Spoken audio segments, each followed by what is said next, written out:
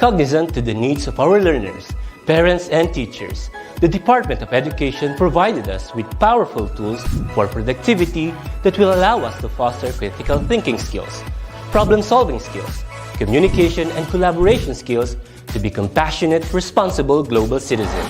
Join us and discover new ideas in our series of professional development training program with the ICTS Edtech Unit and Microsoft Education Philippines. Together, we will equip our learners and empower our fellow educators for a dynamic future. Para sa bata, para sa bayan, at para sa guro. Sulong Edukalidad.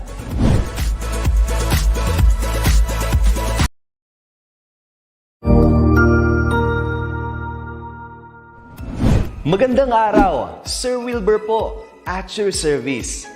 Narito ang ETUlay upang gabayan ka sa inyong pag-aaral upang lubos na maunawaan ang iba't ibang paksa o subject. Ang ETUlay ay isang free online tutorial class na pinangungunahan ng ICTS Educational Technology Unit sa pamumuno ni Undersecretary Elaine Del P. Pascua. Ang programang ito ay hindi lamang para sa mga bata, kundi ito rin ay magsisilbing gabay sa mga magulang at mga guro kung paano nila ituturo o gagabayan sa bawat asignatura ang kanilang mga anak o mga estudyante. Sa kasalukuyan, ang self-learning module mula sa rehiyon ng Calabarzon at kilala sa tawag na pivot ang ginagamit sa ating ETUlay online class. Kaya ano pang hinihintay ninyo? Ihanda na ang inyong mga ballpen o lapis, papel o kwaderno at samahan kaming itulay ang pagkatuto para sa bawat batang Pilipino. Sama-sama tayong magtutulungan para malampasan ang mga hamon sa panahong ito. Halina't matuto kasama ang inyong online tutor sa oras na ito.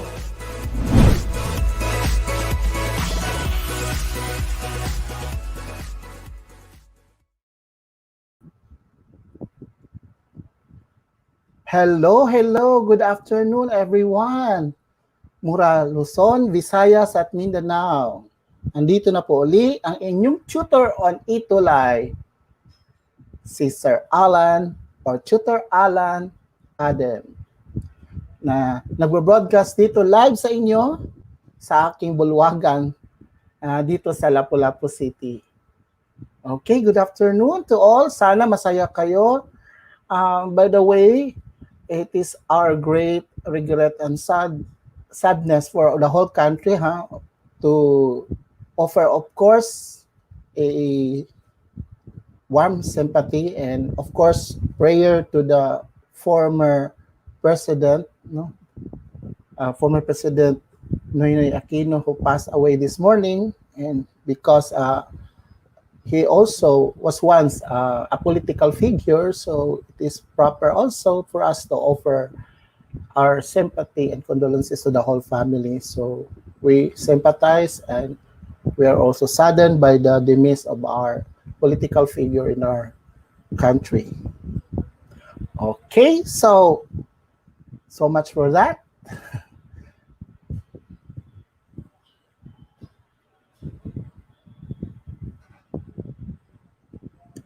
Get ready, because today is our we best and everything that we can. We are now on week 6, no? Tingnan niyo. Napakadali lang ng panahon. Ito na tayo. Almost done na tayo sa ating fourth quarter, no? Sa Philippine Politics and Governance. And parang kailan lang tayo nagsisimula. And then I hope we have learned a lot, not only for our parents, learners, but as well as other teachers who might find this avenue of online learning and tutorial, of course, beneficial for you to pursue your field that you want to apply with your specialization, particularly those who are taking up UMS or just for it to enhance their knowledge about Philippine politics and governance. Of course, good happy Huwebes sa'yo, Carl Henry Damaso from Philippine International English School in Kuwait or Kuwait. Apagapar, how are you? And assalamualaikum there. And also to Miss Kizia Bendu Good afternoon din sa iyo. Thank you for sa iyong panonood sa ating online tutorial on air. Okay, so I hope you are excited as I am excited with this episode. By the way, maintain, of course, social distancing and hygiene. Particularly, we have not yet come up with the herd immunity against the virus, so we might as well practice that one still. And of course, natural vaccination and acquired vaccination is also good. So I would like to request everyone to practice caution, especially when we are meeting with people, no? And to our learners, of course, you have to bring your modules with you and notes and pens. Kahit wala ng notes and pens, you just have focus and attention. And of course, you comment for our activities. Okay? Sige. So disclaimer lang, anything that we have discussed here is only for educational purposes under disclaimer. And then fair use of the materials is for teaching and research. And of course, things that we have taken here are taken from reliable and sources that have no, that are copyright free, particularly with the images taken from Creative Commons, unless otherwise quoted. Okay?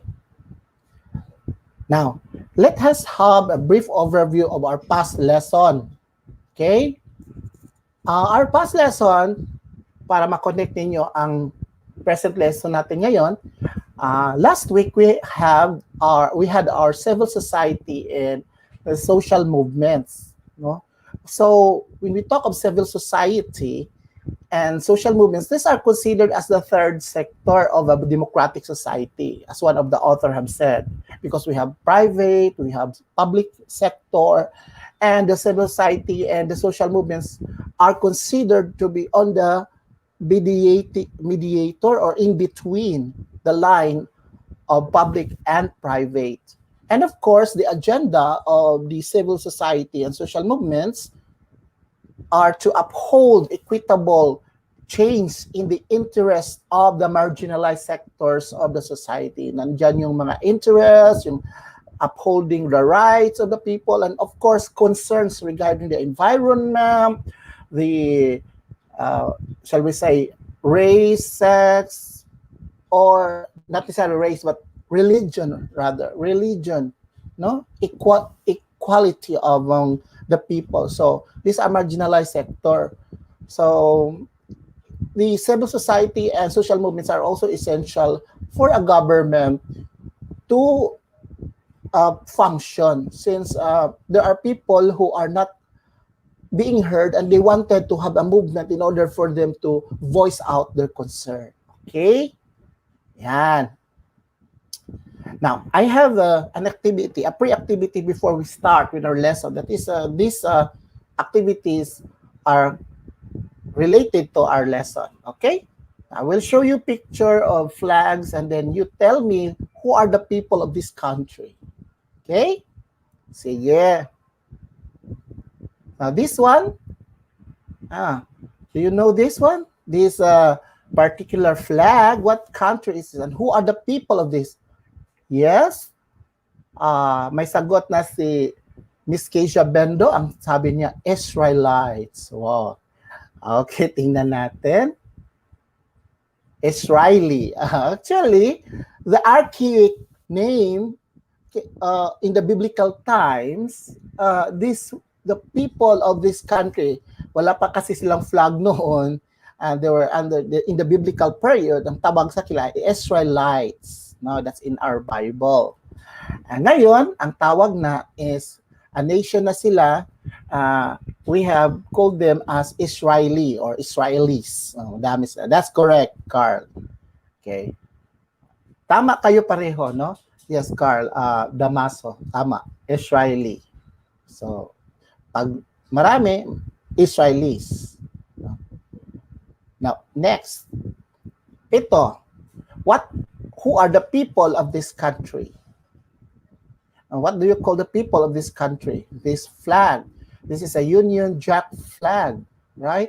Actually, This flag is a combination of 3 flags. No? So there is a nice history of also of this very colorful flag. So who are the people of this country?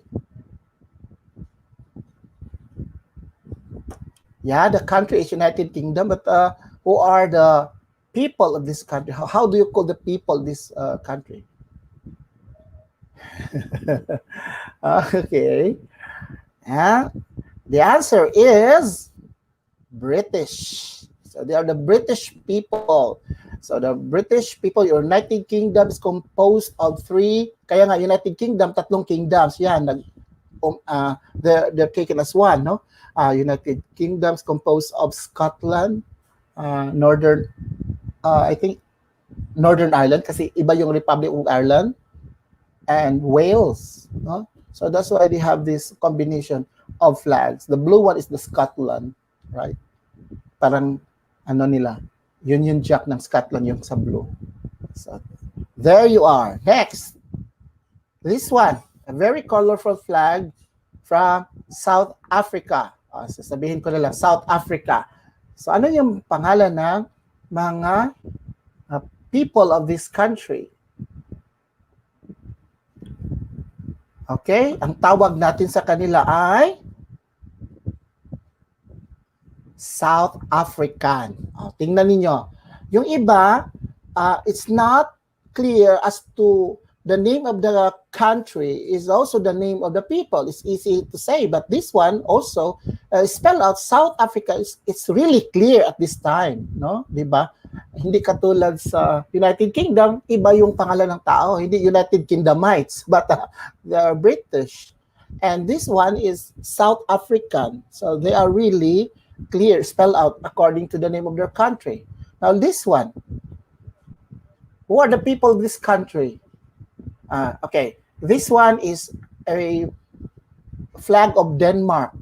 No, magkapare-pareho sila ng Norway at saka Sweden, iba-iba lang ang kulay, no? Yes, then what you call the people of this country, the Denmark. The Denmark people, how do you call them? Okay, so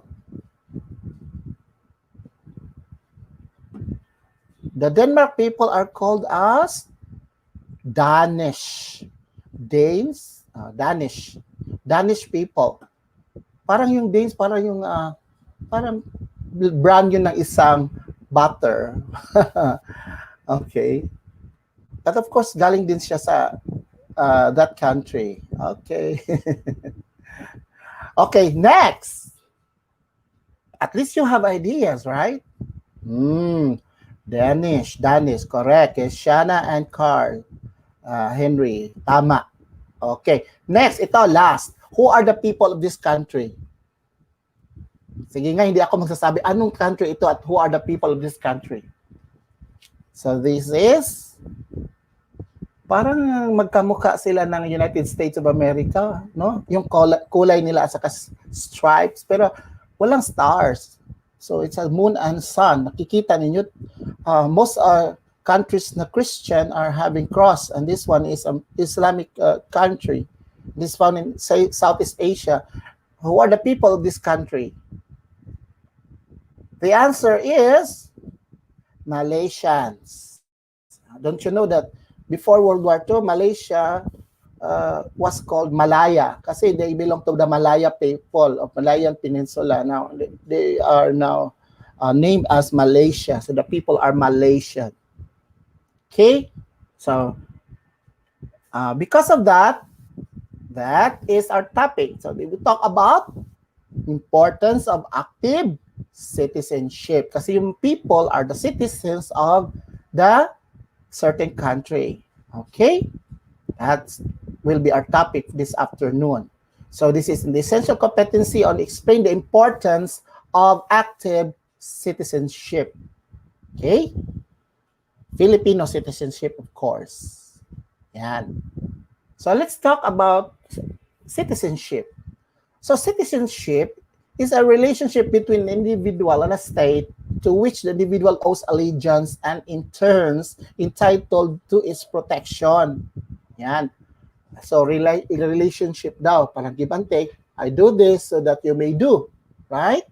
Yun ang citizenship of that particular country. So, there is a relationship, there is an allegiance. Now, the word citizenship is, of course, have the same meaning, mostly the same meaning with nationality. The nationality is compasses or includes everything, not only from political allegiance, but also physical, language, culture, and religion. So, but you can use them interchangeably. Kaso lang, yung nationality is all-inclusive, no? Yung religion, language, culture. Now, a citizen is a member of a political community who enjoys the rights and assumes the duties and membership. Yun, member siya ng country. Now, before, in England, they called under monarchy kasi yung United Kingdom, no?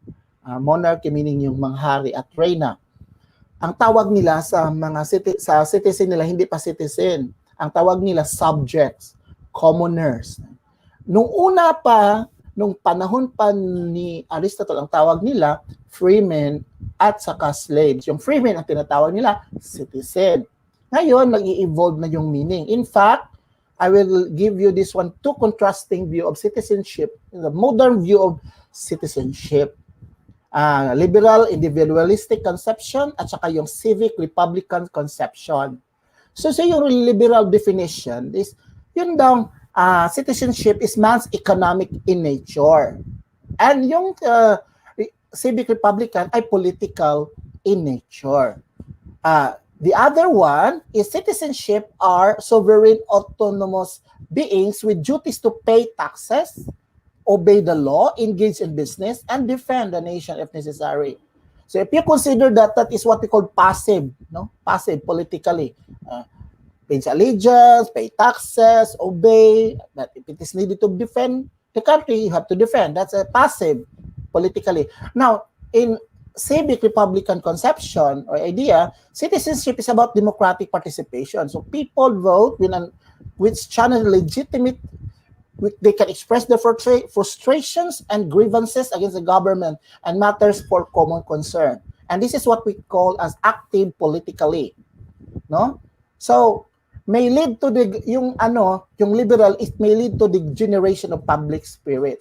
Yung isa naman is may lead to the free rider problem in some neglect citizenship duties. So this contrasting view can be used or can be reflected or expressed in a government. No? So who are qualified or classified, who are classified as Filipino citizens? So according to the 1987 Constitution, Article 4, Section 1 says that those who are citizens of the Philippines at the time of the adoption of this Constitution, and those whose fathers or mothers are citizens of the Philippines, okay, and those born before January 17, 1973, of Filipino mothers who elect Philippine citizenship upon reaching the age of majority, which is 18 years of age. And those who are naturalized in accordance with the law. Yun ang pwede maging classified as Filipino citizens. So what are the forms of Filipino citizenship? Actually, dalawa lang. By birth and by naturalization. Yung by birth, natural born yan, no? May dalawang principle yan. Jus soli at jus sanguinis. So soli meaning to sol meaning land. By or soil, which is the legal principle that a person's nationality at birth is determined by the place of birth, the territory of a given state. For example, if you are born in the Philippines, you are a Filipino, no? If you want that, or other countries are also having that. If you are born in the United States, then you can become an American citizen, no? And but not all countries are having that principle. Philippines do. Now, jus sanguinis, by virtue of the blood, which is the legal principle that at birth, an individual acquires the nationality of his or her natural parents. Take note, natural parents. And the Philippine adheres to this principle, meaning his parents or either one of his parents is at least a Filipino citizen, a natural citizen, natural born citizen. So I said the next one is the naturalized citizen. So natural citizen, these are those given citizenship by virtue of a judicial act, no?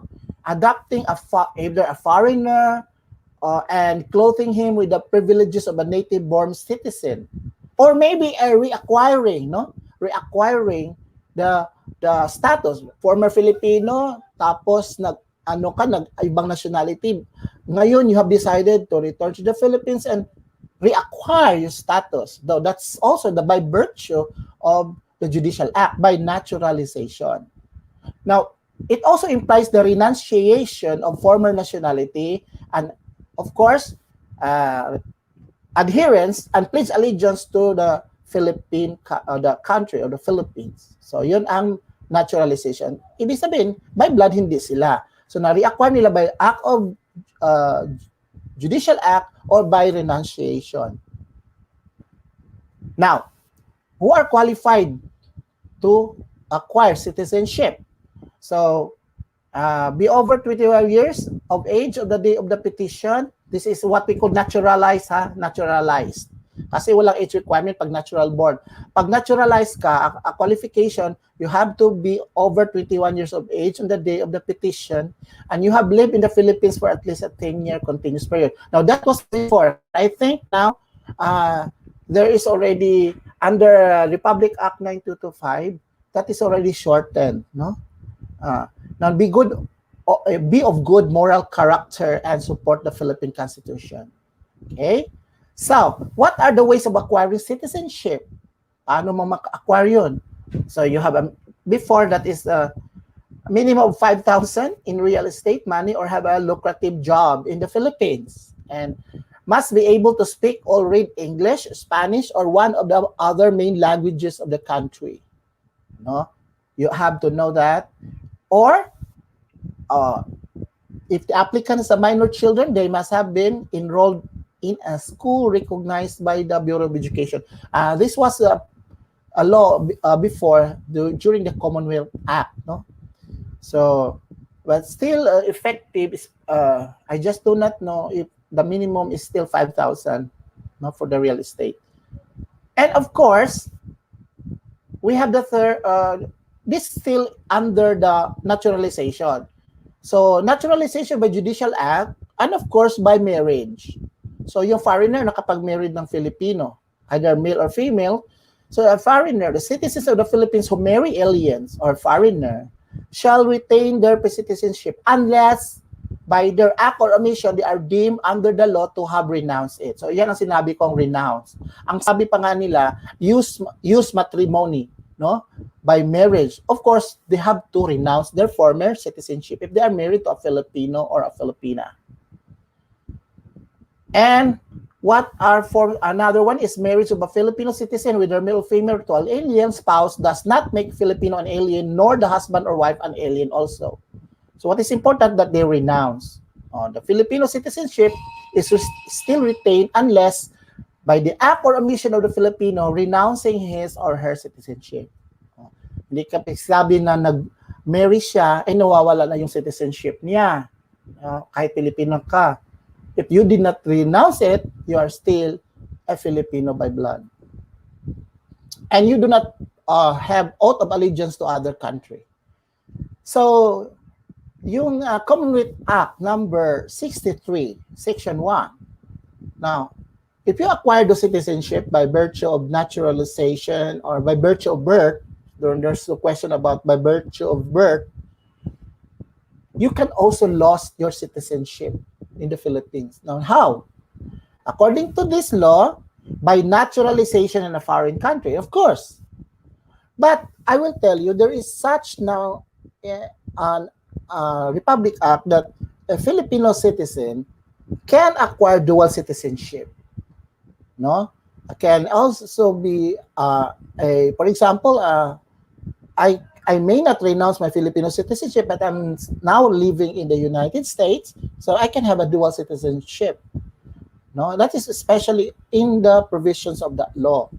So by naturalization of a foreign country or by express renunciation of citizenship, ayaw ko na maging Filipino, nag-pledge allegiance ka na doon sa ibang bansa. So you lost by subscribing to an oath of allegiance to other country, and you are attaining a age of maturity, 21. Kasi yung majority is 18. Yung matured ka na nag-pledge allegiance ka or nag-renounce ka, alam mo na yun, so you may be lost because of it, yung citizenship. And by rendering services to other country or other foreign country, examples, armed forces or education or in any foreign country without asking permission from a country, no? And also by cancellation of the certificates of naturalization. So you're on the process of naturalization and so sudden, yung foreigner, ayaw ko na, no? Or ayaw na niya. So he or she may lose her or his citizenship.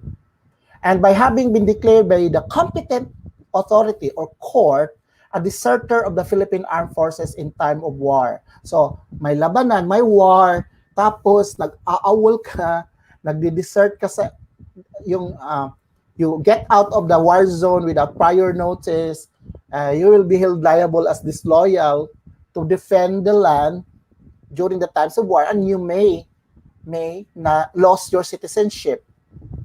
So a plenary pardon or amnesty has been granted, no? Unless you have that, may pardon ka. So kanina lost. Ngayon, how can we reacquire? By naturalization, by repatriation of deserters of the army, kasi repatriation, bumalik na siya, napapardon na. So by direct act of National Assembly or by act of Congress, no? So you can reacquire your citizenship. And of course, you have to pay allegiance to the country. So Philippines at that. So Republic Act 9225 states, what are the importance of being a Filipino citizen? This will be our last topic. Okay, ano yung pagka-importansya ng isang Filipino citizen? Of course, you have all these rights and privileges. That's according to Republic Act 9225, no? The right to travel with a Philippine passport. So, ngayon pahirapan kumuha ng passport dahil you have to do it online at saka walang slots, no? Yung passport ko nga malapit nang mag-expire this year. Okay? So the right to own real property in the Philippines. Yan, the right to own real property in the Philippines. Noong araw foreigners cannot acquire, no, a real property in the Philippines. But if you have a Filipino citizenship already, you can acquire real property, no? Ang dami na ngayon nakapag-asawa ng Filipina and they are naturalized and then they own already a real property. They can own real property. And the third one, the right to engage in business and commerce as a Filipino. So they can open their business. Kaya nga, pag may mga business openings dito sa Philippines and they are not naturalized born or not naturalized born citizen because they're aliens, they need to be having a consortium with a Filipino entity. So they cannot solely own a particular business. I will not just give an example, no? The latest telco ngayon, hindi naman yan 100% Filipino. It is owned most of the shall we say the business property is owned not solely by Filipinos but also by foreign entity, Chinese. So they have to incorporate, and there is a certain percentage for that in order to acquire. But because they are not Filipino citizen, they need to follow the law, no? Okay. But once you are a Filipino citizen, there's no question about acquiring 100% of the property. Next is the right to practice one's profession. If you want to become a teacher, so you can take the Philippine board examination in the Philippines and you can practice, no, sa PRC, or you want to become a lawyer, then you can take the law examination of law given by the Supreme Court of the Philippines, no? And that's it. Now, as a form of synthesis, okay, if you can see, there are only two types of citizenship or classification: the natural citizen and the naturalized citizen. So by natural born citizen, by visited by birth, no, and blood, either one of the parents is a Filipino. Whenever place that you are born, that's what we call natural born, either by jus soli and jus sanguini. So by virtue of blood and by virtue of the place of birth. So only those who enjoy the civil and political rights and who participated in the functions of the civil political life of the people were regarded as citizens. No? Diba? Dapat lang. Okay? And Filipino citizenship can be acquired by birth and by naturalization. However, one can lose and reacquire citizenship. There are a lot of advantages to become a citizen. At least, you have your identity. Diba? Okay. So let us now move into our assessment. So I just want to ask, we have 5 items. I'll just ask, a person entitled to do or to rights, privileges, and protection in the country they belong is, you answer in letters only. A citizen. B, an alien. C, a refugee. D, a foreigner. So ano yung sagot? Very good. May sagot na si Carl. Okay, the answer is citizen. Next question. Citizenship based on the place of birth regardless of nationality of one's parents. Is it A, jus, that's not just a jus sanguinis, B, jus soli, C, jus matrimony, or D, naturalization? So ano yung sagot? Based on the place of birth. The answer is jus soli. So, dyan ay soli yan kasi soli is by virtue of the place of birth. No? Soli meaning land. No? Naturalization is the process that is not acquired by birth. So, this is by birth. Naturalization is not natural born. Okay. Number 3. Daniel's mom, ito situational. Daniel's mom is a Filipino and his dad is a Canadian. Is he a natural born Filipino? Yes or no? O dalawa lang yan. Yung mama niya, si Daniel ha, yung mom niya Filipino or Filipina and his dad is a Canadian. Is he a natural born citizen? A, yes, or B, no? Ang sagot. Okay, yes. Kasi sabi doon sa provision,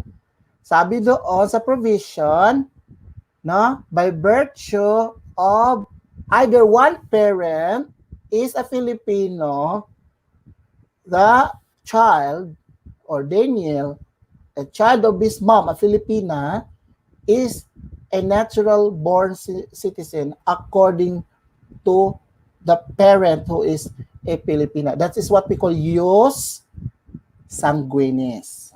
Yan. Kahit isa lang, Filipino yun siya, half Filipino. So, ang tawag doon, natural born siya. Okay?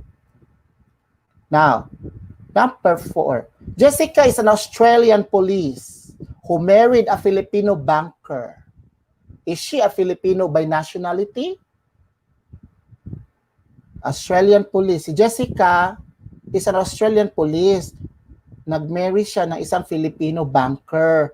Is she, si Jessica ba ay Filipino by nationality? You have to, na-marry siya, di ba? Married siya. So, pag married ka, hindi yan natural born. Married kasi. So, is it yes or no? Hindi, kasi ang sabi dito, married ka na, si Jessica ay married na isang Filipino.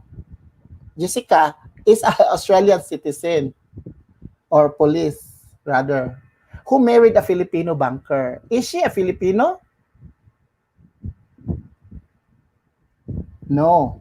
No, bakit? Kasi, hindi pa naman yan renounce, no? Australian siya, citizen niya, Australian, who married a Filipino banker. However, she can become a Filipino if she renounced her citizenship as an Australian. No? So, 5 last, which is not one of the privileges of having a Philippine citizenship? Is it A, practice your profession, B, deal and own your own business, no? Deal and own business, or C, able to vote during national or local elections, and D, restricted ownership of real estate properties. Alin dyan ang hindi privileges of having a Philippine citizenship?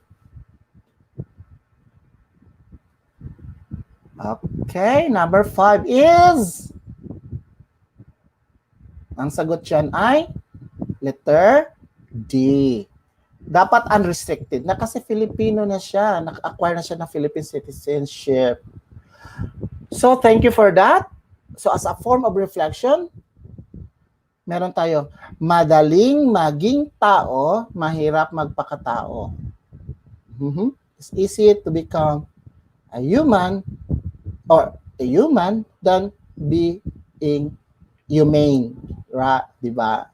So, ang pagiging tao ay madali lamang dahil lahat ng ating mga kapwa, kaibigan, kamag-anak, kakilala, at kahit pang ating mga kalaban, ay mga tao sila. Diba?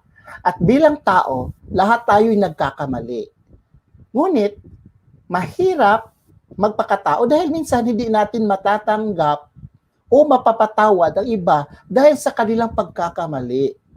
So, ating tandaan na bilang isang tao, mahirap sumunod sa mga kabutihang asal.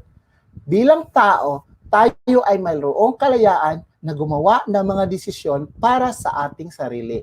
Subalit, kailangan nating pag-isipan kung ang mga desisyon natin ay makakaapekto sa feelings ng ibang tao. Diba? So, dito natin masusukat kung marunong tayong magpakatao. So, yan lamang po. Sa week 6 na ito po si Tutor Alan na nagsasabing hanggang sa muli.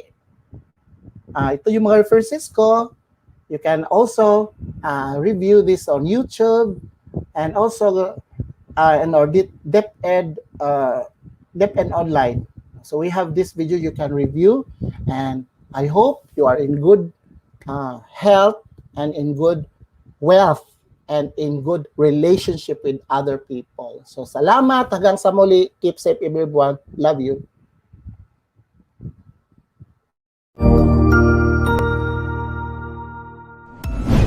Sigurado ako na marami ka na namang natutuhan sa ating ETUlay tutorial session ngayong araw. Tandaan, ito ay hindi lamang para sa ating mga mag-aaral, kundi pati rin sa ating mga minamahal na guro at mga magulang na kaagapay natin para maituloy ang pagkatuto sa kabila ng nararanasang pandemya. Patuloy ding sumubaybay sa DepEd TV para sa mga araling ginawang video episodes. Mapapanood ito mula Lunes hanggang Sabado, alas 7 ng umaga hanggang alas 7 ng gabi sa inyong mga telebisyon. Abangan bukas mula 1:00 ng tanghali ang iba pang aralin sa ating ETUlay free online tutorial session sa mathematics. I-like and subscribe at manatiling nakasubaybay sa ating ETUlay tutorial session sa DepEd Edtech Unit FB page at Educational Technology Unit channel sa YouTube at sa DepEd Tayo at DepEd Philippine social media accounts. Paalam!